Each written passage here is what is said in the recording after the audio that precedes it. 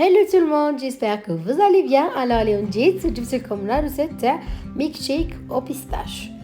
روسيت واعره وبزاف بنينه وسهله التحضير. ثمثم كما راكم تشوفوا نحتاجو نص كاس بيستاش، مغرفه كبيره عسل، ونحتاجو كاس تاع مواليد لا كريم نتاع بيستاش وفاني ولا بيستاش باك ولا فاني باك واش حبيتو انا درتهم في زوج.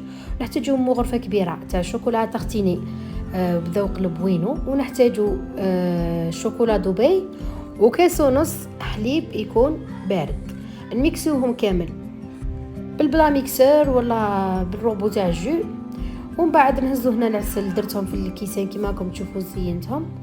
ميم ثاني الكو تاع الحلاوه جاني شويه ناقص له العسل، يبقى العسل اختياري تحبوا تزيدوا تحبوا ما تزيدوش. ونصبهم كامل كيما راكم تشوفوا في الكيسان، ونزيدوا عليهم هنا كريم شونتيي طلعتها عادي بالحليب بارد، درتها كامل من فوقها، وزدت لهم قطع تاع البيستاش من فوق، وزدت لهم ثاني شويه عسل من فوقها.